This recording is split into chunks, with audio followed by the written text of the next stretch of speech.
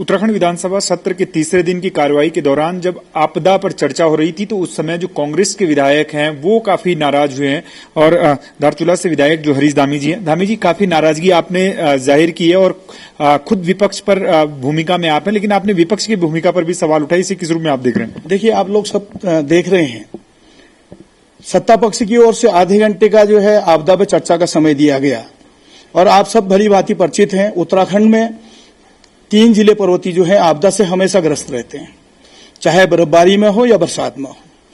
हमारा रुद्रप्रयाग जिला जिसमें केदारनाथ क्षेत्र आता है और दूसरा बद्रीनाथ जिला, चमोली जिला जिसमें बद्रीनाथ एरिया आता है, तीसरा पिथौरागढ़ जिला जिसमें धारचूला मुंशियारी आता है। और आपने देखा होगा एक भी पहाड़ के विधायक को न बद्रीनाथ वाले को बोलने दिया और मैं तीसरी बार का विधायक हूं, लगातार कंटिन्यू तीसरी बार का विधायक हूं, न मुझे बोलने का मौका दिया।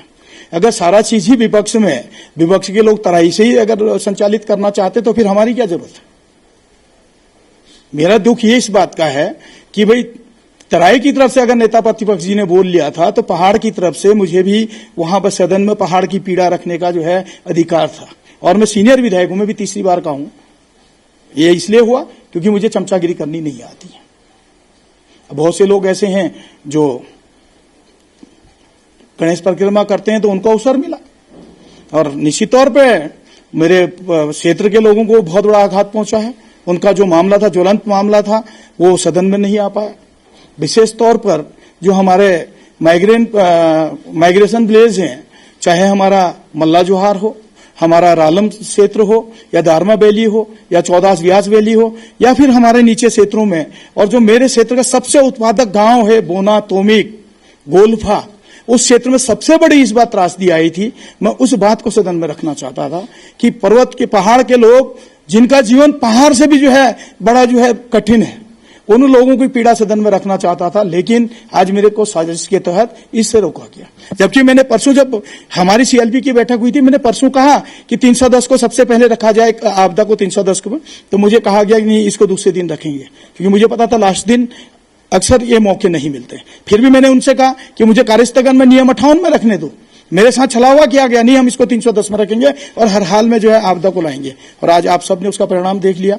तो इसलिए मैंने कहा कि मित्र विपक्ष कहीं न कहीं अगर पहाड़ की बात वहां पर आती तो सरकार के भी पोल खुलते, सरकार की कार्यप्रणाली वहां पर दिखती कि सरकार ने कितना काम किया, कितना नहीं किया। कल आपने पेपर देखा होगा, 60-65 साल के 2 लोगों को 30 किलोमीटर डोली में डाल के लाए हैं लोग। उस रालम गांव में चलने के लिए रास्ता नहीं है, पुल नहीं है। मैं 2 बार जिलाधिकारी से मिला हूं, मैंने उनसे कहा अभी तत्कालीन जो है गरारी की व्यवस्था की जाए जिससे लाया जाए। आप लोगों ने भी इसमें इंटरव्यू देखा होगा हमारे एसडीआरएफ और आईटीबी के जवानों का, उन्होंने भी कहा कि यहाँ पर जो है हमको रालम पहुंचना जो है कहीं से कहीं उसके लिए कोई अप्रोच नहीं मिल रहा। आप कह रहे हैं कि साजिश की गई है, तो साजिश क्या नेता प्रतिपक्ष के द्वारा की गई है आपके साथ? सभी ने मिलकर किया है। जितने भी लोग गणेश परिक्रमा वाले हैं, जो दिल्ली दरबार की परिक्रमा करते हैं, उनकी साजिश है, क्योंकि हम बेबाक बोलते हैं। और मैं सीधे सीधे तौर पे कहना चाहता हूं, मैं एक सैनिक पुत्र हूं, मैंने कभी राजनीति नहीं करी। मैं जब भी हो अपने क्षेत्र के मुद्दों को मैं बेबाक तरीके से बोलता हूं और मैं सदन में खुलेआम रखता हूं, चाहे किसी भी मामले हो, मुझे उसके लिए कोई परहेज नहीं।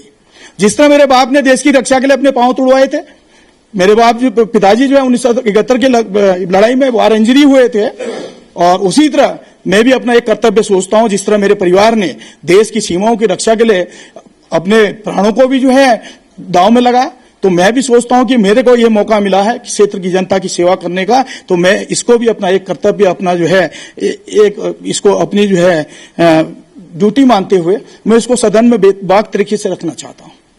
लेकिन इसके लिए मुझे आज कहीं न कहीं हर तरफ से मुझे रोका गया है।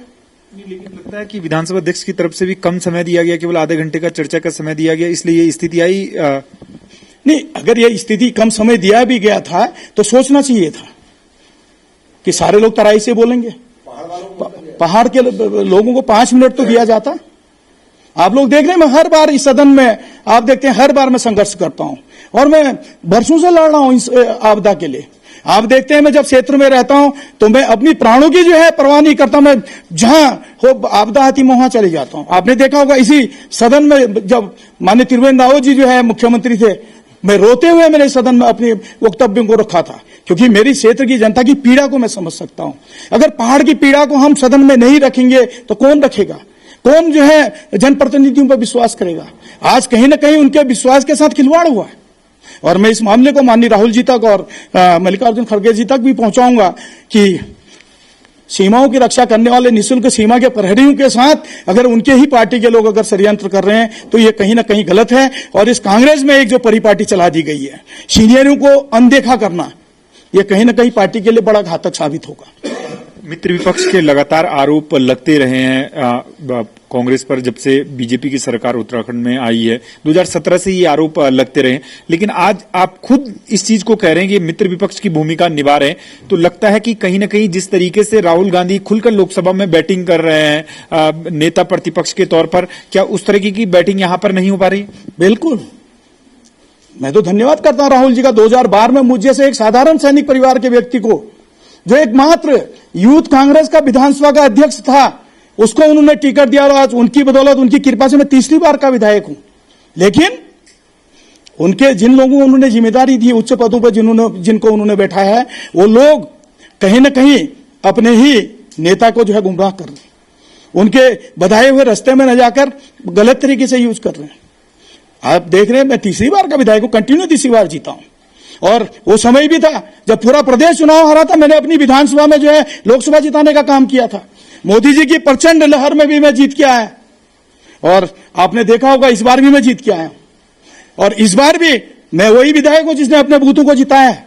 कई बूथें हमने जिता के भेजा है, लेकिन वो लोग आगे हैं जो गणेश परिक्रमा करते हैं, और वो सरकार के साथ पीठ पीछे से जो है समझौता करते हैं, क्योंकि मेरे पे वो नहीं है, वो गुण नहीं है। मैं अगर कोई चीज कहता हूं सामने से कहता हूं। मैं अगर मुख्यमंत्री की बुराई करनी सामने से करूंगा, अगर मुख्यमंत्री से कोई चीज अगर मुझे चाहिए तो मैं सामने से कहता हूं, क्योंकि मुझे इस तरह की गणेश परिक्रमा नहीं आता, क्योंकि मैं एक सैनिक परिवार से हूं। और मैं हमेशा कोई भी चीज जो बेबाक तरीके से बोलता हूं, मेरे इस रवैये से ही मुझे लगता है कि कहीं ना कहीं मेरे को नुकसान हुआ है, और इसका फायदा ये लोग उठाते हैं।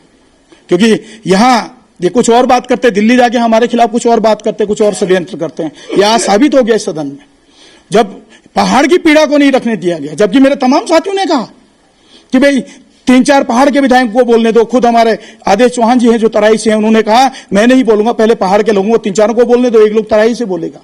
लेकिन आप देख रहे हैं उस वहां पर जब सबको पता था कि विधानसभा अध्यक्ष या सरकार 5 मिनट भी एक्स्ट्रा समय देने वाली नहीं है, तो क्यों नहीं पहाड़ के विधायक को उस मामले को रखने दिया? ये आपदा की बात करने वाले आज तक क्यों नहीं इन्होंने आपदा में रखा? देखिए इनका कोई भी आपदा में आज तक का मामला हो, केवल एक बार इनके यहां 1.5 फीट पानी आ गया तो ये तिलमिला गए आपदा से। मैं जो पिछले जो है 3 कार्यकाल से लगातार वहां की आवाज उठा रहा हूं, वहां के लोगों को देख रहा हूं, उनकी पीड़ाओं को देख रहा हूं, जो कंदराओं में अपना जीवन यापन कर रहे हैं, कैसे वो अपना जीवन जी रहे हैं, उन लोगों की पीड़ा को जो मैं सदन में रख रहा था, इनको कहीं ना कहीं मेरा जो जनाधार बढ़ रहा है उसको देखते हुए इन्होंने मुझे रोकने का काम किया। जिस तरह कल मैंने शिक्षा के मामले में भी मैंने बेबाक तरीके से अपने ही क्षेत्र का नहीं पूरे पर्वतीय क्षेत्र का मामला रखा। मुझे लगता है कहीं ना कहीं इस ज्वेलसी की भावना से मुझे रोकने का काम किया जा रहा है, लेकिन मैं ये बर्दाश्त नहीं करूंगा। मुझे पद और प्रतिष्ठा का लालच नहीं है, मैं अपनी सदस्यता से इस्तीफा दे सकता हूं, लेकिन अपने क्षेत्र की जनता के हितों के लिए मैं अपने प्राण देने को भी तैयार हूं, और मैं लड़ूंगा, संघर्ष करूंगा। मैं राहुल जी से भी मिलूंगा, उनसे भी लिख रहा हूं, अगर मेरी बात नहीं सुनी गई तो मैं इस पार्टी से रिजाइन करूंगा और निर्दलीय लड़के एक तरफा जीत के आऊंगा, और मैं दिखा दूंगा कि जो जनता की आवाज उठाता है वो जनता हमेशा उसका आशीर्वाद मिलता है। और मुझे निश्चित तौर पर 2012 में कहते हुए कोई वो शक शंका नहीं है। जब पहली बार मुझे टिकट दिया गया था तो हम 7 लोग राहुल जी से मिले थे। राहुल जी ने कहा जो अपने क्षेत्र के लोगों से किया हुआ वादा पूरा नहीं करेगा, अगली बार हम उसको टिकट नहीं देंगे। और मैं राहुल जी के बताए हुए रास्ते पर हम चल रहे हैं। मैं हमेशा संघर्ष करता हूं अपने क्षेत्र के लिए। तो आप देख सकते हैं कि कहीं ना कहीं एक विधायक की पीड़ा भी ये झलक रही है, और सीधे तरीके से वो इस्तीफा देने और जिस तरीके से साजिश उनके खिलाफ लगातार पिछले कुछ समय से की जा रही है, उन्हें विधानसभा में बोलने का मौका विपक्ष के जो विधायक हैं या नेता प्रतिपक्ष की तरफ से नहीं दिया जा रहा है। इस चीज को लेकर वो नाराजगी जाहिर कर रहे हैं, और इस मामले को लेकर जो है वो साजिश करने की बात कर रहे हैं कि उनके साथ ये साजिश हो रही है, और इस मामले को लेकर वो राहुल गांधी से भी मुलाकात करेंगे। लेकिन देखना ही होगा कि आखिरकार जो ये मामला मामला सामने आया है, क्या कांग्रेस हाईकमान इसका संज्ञान लेता है, और संज्ञान लेता है तो क्या कुछ इसके परिणाम आगे आने वाले समय में देखने को मिले, ताकि जो विधानसभा का जब सत्र हो तो कांग्रेसी विधायकों में इस तरीके की जो है वो नजारा दोबारा देखने को न मिले। कैमरा पर्सन अफजाल के साथ मनीष जंगवाल, रफ्तार मीडिया, गैरसैंण।